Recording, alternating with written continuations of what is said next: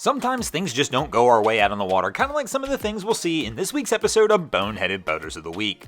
One of the first subjects we'll talk about this week is misjudging things. One of the largest mistakes we see captains make out on the water is just misjudging different things that are going on in the water, kind of like when that bridge is just a little lower than you thought it was. And you find out the hard way that you and your crew are going to have to find another way out into the harbor today. And there's always that time when you're out there having a good time with friends. You guys pull the jet skis out, you're cruising down the river, full throttle, just ripping it up with the best of them, when all of a sudden your partner that's with you decides he's going to misjudge the distance between himself and the paddleboard out there. Out the way, paddleboarder! Then of course there's those days where you decide you're going to get out on the water no matter what, and you misjudge the weather forecast, or the wave height forecast just isn't quite exactly what you thought it was going to be. And you and your crew head out of the inlet to find out that it's just a little rougher offshore than you anticipated. But I'll tell you what, this may be Coast Guard training because it does look like a Coast Guard boat, but let me know in the comments below. If you pulled out of your inlet and this is what you encountered, would you turn around or would you stay out there and battle it like these guys? Now of course it's one thing to get out there and find out you misjudged the weather, and then there's a whole nother one where you misjudge the type of capabilities and the kind of conditions your vessel can handle, kind of like this crew right here.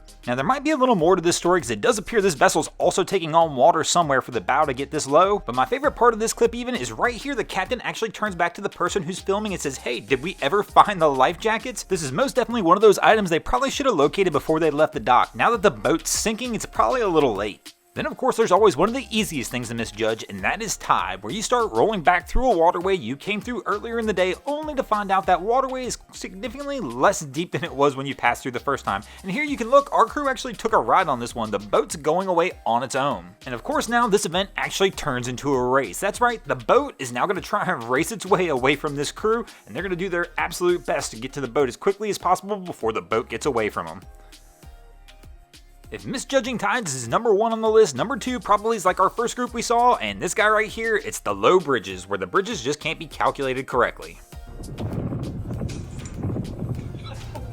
It is always interesting to watch though just how impatient some boaters are, kind of like this crew right here. Obviously they're not going to make this bridge, but they don't want to wait for the bridge to open, so they've got to test the theory anyway, and just see how close they can get, just to only realize there's just no way and they're going to have to turn it around.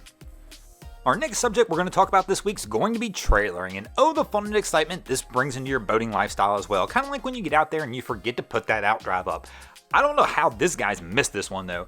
The prop's completely destroyed, the skeg's completely gone, there's no way in the world they can't have felt this or heard it or something, unless the outdrive is just broken and they had no way to get it up and they decided they were going to go anyway. But even at that point, you would probably just want to take the prop off. But for whatever reason, this crew decided to roll anyway, and I have a feeling they're going to pay the price for that, and I mean financially pay the price for that.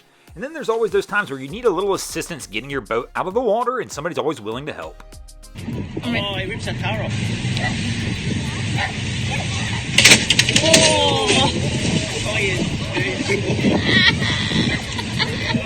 Then there are always those ingenious characters who found out ways to make your towing lifestyle easier. By simply just eliminating the trailer, you eliminate one whole headache or process of having to get your boat down to the water. Here you can see these guys just don't have the same issues the rest of us do as we're trying to trailer our vessel and get it down to the boat launch. Some people have it really figured out, and then some people, well, they're just going to get the boat down there any way they can. Whatever you got to do to get it done, player. Thanks for watching, guys. I hope you enjoyed this week's episode of Boneheaded Boaters of the Week. If you ever see anything crazy happening on your waterways, be sure to hit me up on Facebook or Instagram and let me know, and you might see your stories over here. Just like Isaac Turble, Picasso West, Mr. Jimmy Rex, S. Lover Lander, Calumet IS, Adam Gimbel, Andrew Marley, and Jack Start 53 did this week. And if you haven't already, go ahead and drop an anchor on the subscribe button. If not, we're coming to steal your drain plug.